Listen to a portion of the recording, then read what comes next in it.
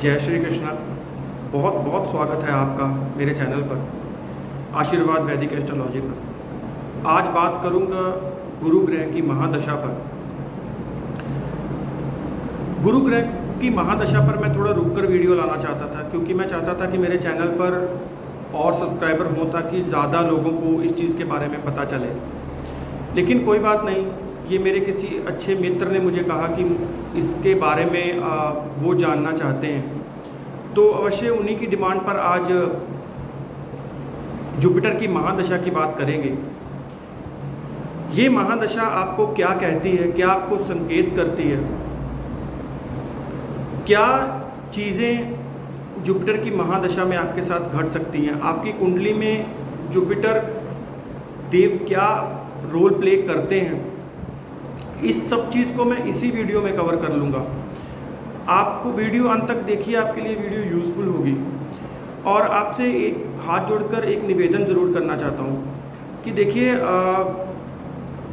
आप अंत में जब जाते हैं, वीडियो समाप्त होती है, आप वीडियो देखकर जाते हैं, तो प्लीज़ चैनल को सब्सक्राइब करके जाइए, ताकि उससे मेरे जैसे एक आम आदमी का जो प्रयास है, एस्ट्रोलॉजी जो हमारे ऋषियों का विज्ञान है, उसको सही तरह से प्रेजेंट करना चाहता हूँ आपके सामने, उसकी रियलिटी जो सच में वो है।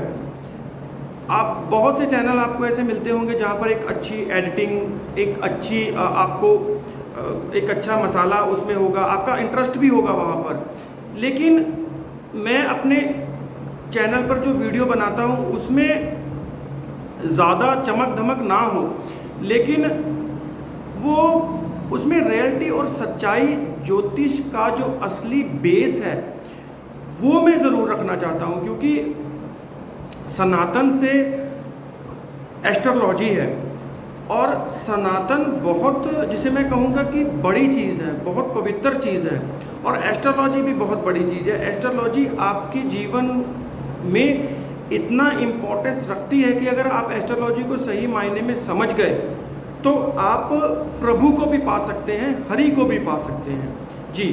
तो बात करता हूँ जुपिटर की महादशा की। देखिए, सबसे पहले हम जुपिटर की महादशा पर बात शुरू करने से पहले आपको एक बात ज़रूर कहना चाहता हूँ कि देखिए, जुपिटर हमारी जन्म कुंडली में एक तरह से स्थिरता के प्लैनेट हैं, एक तरह से जो हरि आपको कहना चाहते हैं वो जुपिटर के थ्रू आपको वो कहते हैं। जुपिटर आपकी कुंडली के बेस हैं, आप ये मान लीजिए। और जुपिटर की महादशा मोक्ष की प्राप्ति के लिए सबसे फेवरेबल दशा हो सकती है। इसी दशा में कुछ ऐसे लोग या कुछ ऐसा प्राणी आपकी लाइफ में आ सकते हैं जो आपको सही मायने में आपका जो फेस है वो हरि की तरफ कर सकते हैं कि चलो भैया, ये रास्ता है तुम्हारे उत्थान का, तुम्हारे उद्धार का। भौतिक चीज़ों के लिए जुपिटर की महादशा, जिसे मैं कहूँगा नहीं उस चीज़ को आंकना चाहिए, ये बहुत बड़ी चीज़ है। जुपिटर हमारे सौर मंडल में, अगर मैं आपको कहूँ तो 5वें सबसे बड़े प्लैनेट हैं, जो बिल्कुल बीच में आते हैं सभी प्लैनेट्स के।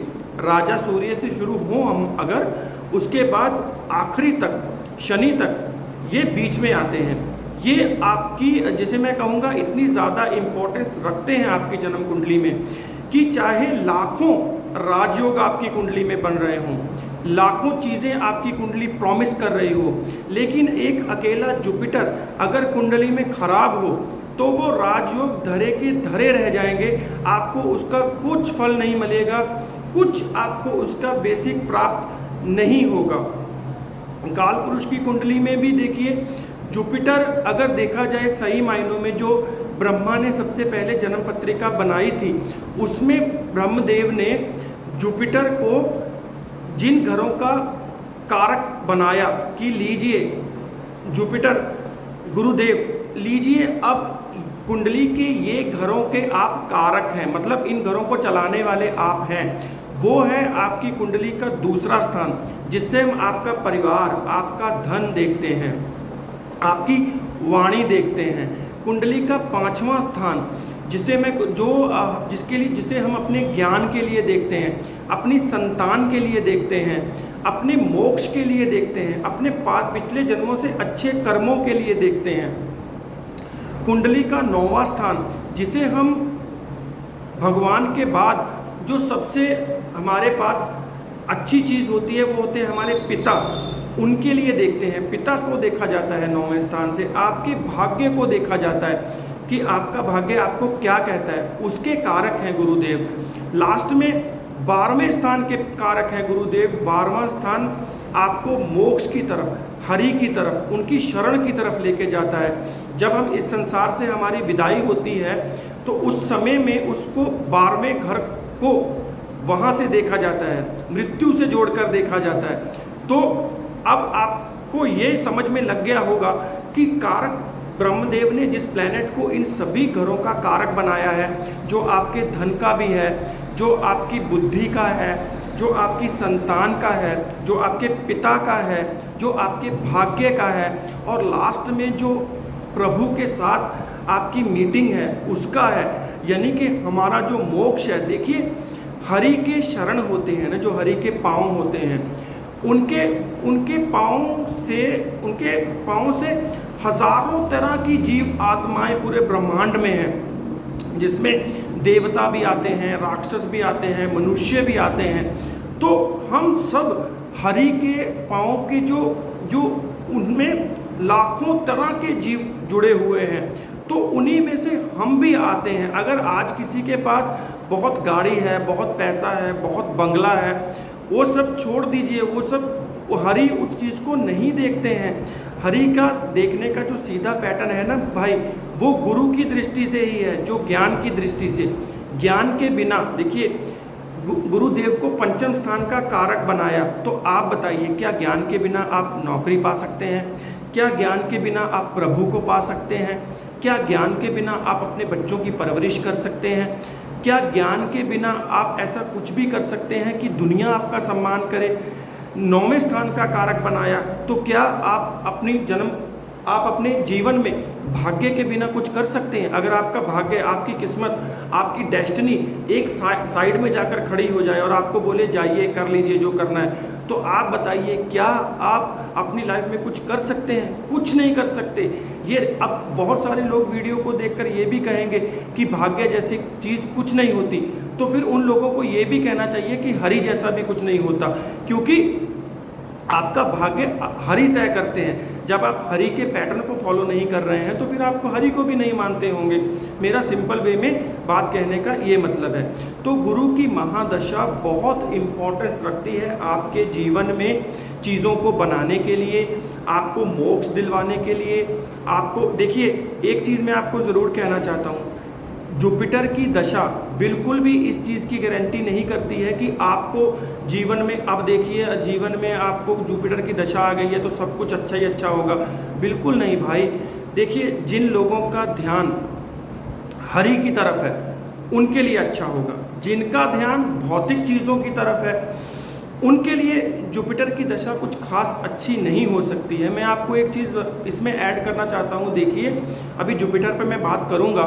देखिए, जुपिटर की महादशा आपको समझने के लिए, ये बात के लिए समझिए, इस बात से सबसे बड़ा एग्जाम्पल ले लीजिएगा गुरु की महादशा का, कि देखिए, समुद्र मंथन हो रहा था जिसमें विष निकला था, और भगवान शंकर ने वो विष पीकर पूरी सृष्टि को बचाया। लेकिन उसी समुद्र मंथन से धन निकला, लक्ष्मी निकली, गौ माता निकली, जितनी भी आप इस संसार में भौतिक चीज़ें देख रहे हैं सब निकली, मोक्ष निकला, सब कुछ वहाँ से आया।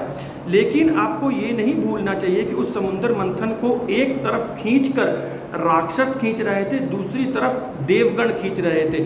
तो ये आपके समझने के लिए सबसे अच्छी बात ये जानिए कि जुपिटर की महादशा में जो लोग हरि की तरफ हैं उनका उद्धार और उनका, जिसे कहूँगा, उद्धार होना तय होता है। जो लोग भौतिक चीज़ों की तरफ हैं, जो लोग संसारिक चीज़ों की तरफ हैं, जिन लोगों के अंदर किसी तरह का मान या अभिमान है, उनके लिए बिल्कुल जुपिटर की दशा अच्छी नहीं होगी या उनके लिए फ्रूटफुल नहीं होगी। देखिए, एक समुद्र मंथन में एक समय ऐसा भी आया था दोस्तों, जब राक्षसों ने ये बात कही कि हम जो हैं वो वासुकी सर्प जिसको कहते हैं, जिससे समुद्र मंथन हो रहा था पूरा, जिसको मदा जा रहा था, जिसमें से चीज़ें निकल रही थी, जैसे आज के युग में हम दूध को, लस्सी को करते हैं, उसके बाद मक्खन निकलता है, तो ये चीज़ तब हो रही थी। एक्चुअली में पूरी सृष्टि के संतुलन के लिए जो हरि की इच्छा से, शिव की इच्छा से हो रही थी। तो उस समय राक्षसों ने कहा कि देखिए, हम वासुकी का मुख पकड़ेंगे, हम वासुकी की पूंछ नहीं पकड़ेंगे, क्योंकि मुख काफ़ी मजबूत था वासुकी का। तो उनको लग रहा था कि मंथन में काफ़ी कुछ उनके फेवर में हो सकता है। तब सभी देवताओं ने अपना ध्यान हरि की तरफ किया, जहाँ हरि ने स्माइल करके कहा ठीक है। तो ये चीज़ आपके समझने के लिए सबसे अच्छी है कि जब राक्षस फिर वासुकी सर्प के मुंह की तरफ गए और देवतागण पूंछ की तरफ आ गए, तो उसके थोड़े समय के बाद ही वासुकी सर्प ने एक तरह का विष छोड़ा, जिससे सारे राक्षसों का मुख जल गया था। आपको शास्त्रों में ये चीज़ भी पढ़ने के लिए मिलेगी। तो जुपिटर की दशा आपको ये समझाने के लिए आती है कि देखिए, माता पिता का मान सम्मान करिए, प्रभु की तरफ रहिए, सच्चाई की तरफ रहिए, इंसानियत की तरफ रहिए। आज आप किसी भी कंडीशन में हो, जीवन में आपको कुछ भी प्राप्त हो गया हो, आप राजा हो गए हो, आपके पास कितना भी धन वैभव सब कुछ हो, लेकिन जीवन की रियलिटी को मत छोड़िए, प्रैक्टिकलिटी को मत छोड़िए, हरि के रास्ते को मत छोड़िए। उन लोगों के लिए जुपिटर की दशा बहुत ज़्यादा सुंदर फल देती है जो लोग हरि की तरफ होते हैं। देखिए, जिन लोगों पर शुक्र की महादशा चल रही होगी, उनका ध्यान यहाँ भौतिक चीज़ों में लगता है। जिनके ऊपर शनि की महादशा चल रही होगी, वो उनका ध्यान कर्मों की तरफ हो जाता है। लेकिन जिस पर जुपिटर की महादशा चल रही होगी, उसका ध्यान, जिसे मैं कहूँगा, मोक्ष की तरफ हो जाता है, धर्म की तरफ हो जाता है, मंदिर की तरफ हो जाता है, ज्ञान की तरफ हो जाता है, जिसे मैं कहूँगा कि सच्चाई की तरफ हो जाता है। शास्त्र कहते हैं कि जुपिटर की 3 दृष्टियाँ होती हैं, और जुपिटर जहाँ बैठते हैं उनकी अपनी 3 दृष्टियों से वो देखते हैं।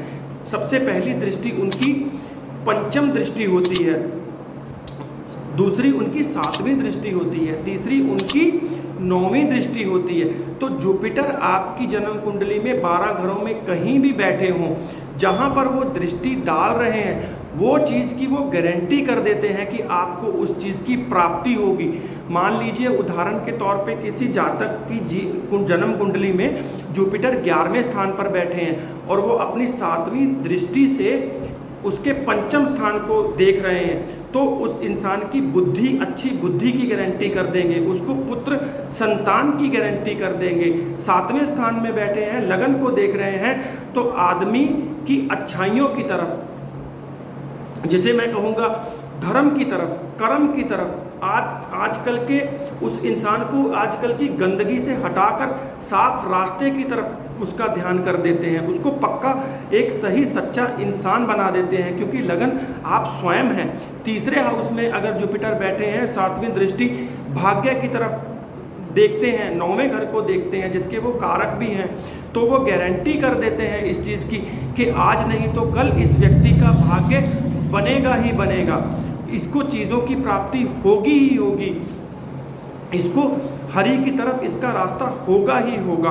तो जुपिटर की महादशा बहुत मायनों में उन लोगों के लिए बहुत इम्पोर्टेंस रखती है जो लोग हमारे सनातन को मानते हैं, जो लोग धर्म को मानते हैं, जो लोग हरि को मानते हैं। ये जुपिटर की दशा उन लोगों के लिए बहुत सुंदर दशा है। और एक बात मैं आपको और बताना चाहता हूँ, देखिए, धातुओं में जुपिटर की धातु गोल्ड कही जाती है। अगर जुपिटर की दशा मान लीजिए किसी जातक पर आई है और उनकी जन्म कुंडली में जुपिटर सुंदर स्थिति में नहीं बैठे हुए हैं, मान लीजिए आप किसी ऐसे व्यक्ति को जानते हैं जो इस टाइम बहुत ज़्यादा टफ टाइम झेल रहे हैं, तो आप इस चीज़ मान लीजिए कि जुपिटर की दशा शुरू होने से कुछ समय पहले, कुछ महीने पहले उनके घर का गोल्ड बिकने लग जाएगा, घर की किसी मजबूरियों की वजह से। क्यों? क्योंकि अब वो समय है जब आपने कुछ गलत किया था। देखिए जुपिटर किन स्थितियों में खराब होते हैं। ऋषि पराशर होरा शास्त्र में कहते हैं कि जुपिटर को आंकने के लिए, गुरुदेव को आंकने के लिए उनका उच्चता, उनकी नीचता, उनकी स्वय राशि, उनकी शत्रु राशि, ये सब चीज़ डिक्टम है गुरु को आंकने के लिए। अगर किसी जातक की कुंडली में गुरु मकर राशि में बैठे हैं जहाँ पर वो नीच के होते हैं और जुपिटर की महादशा आ गई, तो अब आप ये समझ लीजिए कि आपने जितने भी बुरे कर्म किए हैं पिछले जन्मों में, अब वो रिफ्लेक्ट होकर आपके पास आएंगे। अब कई तरह की निराशाएं, कई तरह की चीज़ें हरि आपको दिखाएंगे, कई तरह की आपको अब ऐसे कर्म झेलने पड़ेंगे जो आपने गरूर के मद में होकर इस धरती पर किए किसी जन्मों में। तो गुरु अगर छठे स्थान में बैठे हैं, गुरु अगर 12वें स्थान में बैठे हैं, गुरु अगर अष्टम स्थान में बैठे हैं और गुरु की महादशा आ गई, तो ये भी इशारा करती है कि कई तरह के टफ टाइम अब आपके लिए गुरु की महादशा आपको दिखाती है। गुरु की महादशा अगर आप पे आ रही है तो अच्छे डिक्टम आपको दिखेंगे। अगर गुरु आपकी जन्म कुंडली में 5वें स्थान में बैठे हैं, 9वें स्थान में बैठे हैं, 11वें स्थान में बैठे हैं, तो अवश्य हरि का कोई दूत आपके पास आ जाएगा आपको रास्ता दिखाने के लिए। आपकी दूत भी नहीं आएगा तो आपकी बुद्धि को हरि ऐसा कर देंगे कि आपका ध्यान मोक्ष की तरफ हो जाएगा, जैसे मैं कहूँगा। और अगर गुरुदेव आपकी जन्म कुंडली में केंद्र में बैठे हैं, जैसे कि पहले स्थान में, चौथे स्थान में, 7वें स्थान में और 10वें स्थान में, तब भी गुरु की महादशा आपके लिए बहुत सारी चीज़ें लेकर आ रही है। गुरु की महादशा आपके लिए बहुत फ्रूटफुल रहेगी बताने के लिए। और उत्तर पूर्व दिशा आपके घर की, जिसे ईशान कोण कहते हैं, वो गुरुदेव उस घर के उस स्थान को रिप्रेजेंट करते हैं। तो जिनकी भी गुरु की दशा चल रही है, घर के इस स्थान को, उत्तर पूर्व दिशा को आप साफ रखिए। आप वहाँ पर कोई भी ऐसी चीज़ मत रखिए जो गुरु की पवित्रता पर किसी तरह का इफेक्ट कर रही हो। वो बहुत सात्विक हैं, वो बहुत जिसे कहूँगा ज्ञानी हैं, पूजनीय हैं। तो आप अपने घर की उस साइड को बिल्कुल साफ रखिए। अपने घर में उस साइड में मंदिर बनाइए। जब जुपिटर की दशा चल रही हो तो घर के मंदिर की तरफ आप ज़रूर ध्यान दीजिए, अपने धर्म की तरफ ध्यान दीजिए। घर की मंदिर की साफ सफाई करते रहिए, मंदिर में दिया बाती करते रहिए। यही दशा और यही चीज़ें गुरुदेव रिप्रेजेंट करते हैं। इससे वो बहुत प्रसन्न होते हैं। गुरु की महादशा में आप अपने धर्म को प्रोटेक्ट करिए। जिस भी धर्म में आप हैं, आप अपने गुरुओं का, बड़ों का सम्मान कीजिए। गुरु की महादशा के अंदर आपको एक चीज़ जाते जाते मैं ज़रूर कहना चाहता हूँ कि गुरु की महादशा में अपने माता पिता का आदर सम्मान कीजिए। देखिए, माता पिता सबके लिए पूज्य होते हैं, मेरे लिए भी हैं। मैं इस चीज़ को कई मामलों में आपको ये कहना चाहता हूँ। देखिए कि मैं कई तरह की ऐसी चीज़ें अपने माता पिता के लिए नहीं कर पाया जो मैं करना चाहता था। अपनी कई फाइनेंशियली कंडीशन की वजह से। लेकिन ये ज़रूर कहना चाहता हूँ कि गुरु जुपिटर की दशा में आप माता पिता का अवश्य सम्मान कीजिए। उनके राइट्स उनको दीजिए, पिता का सम्मान कीजिए, गुरुओं का सम्मान कीजिए। जुपिटर आपके ऊपर बहुत जिसे कहूँगा आशीर्वाद देंगे।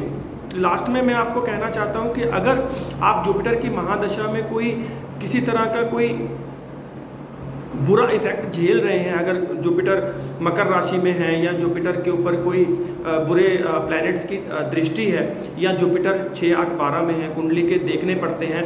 शास्त्र कहते हैं कि आपकी जन्म कुंडली में 16 वर्गा होते हैं और उसके अंदर 4 वर्गा सबसे इम्पोर्टेंट माने जाते हैं, जिसमें लगन होता है, जिसमें चंद्र राशि होती है, जिसमें D9 होता है और D10 होता है। ये चारों इम्पोर्टेंट वर्गा होते हैं, इनको देखना चाहिए।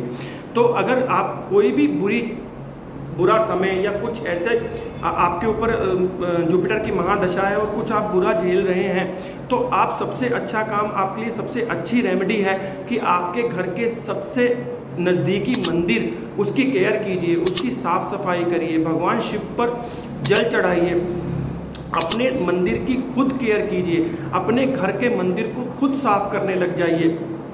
ये मत देखिए कि माता जी करती हैं या धर्मपत्नी करती हैं, आप खुद करिए। अगर आप हाउस वाइफ हैं तब आपके ऊपर जुपिटर की महादशा है तो अवश्य दिन में एक बार अपने मंदिर में जाकर नमस्कार कीजिए। बहुत तरह की चीज़ें आपके फेवर में हो जाएंगी। तो अगर आपको लास्ट में इतना ज़रूर कहना चाहता हूँ कि देखिए, अगर मुझसे कोई चीज़ बीच में रह गई है तो अवश्य आप कमेंट सेक्शन में पूछ सकते हैं, उसका मैं आपका दास हूँ, ज़रूर आपको उसका उत्तर दूंगा।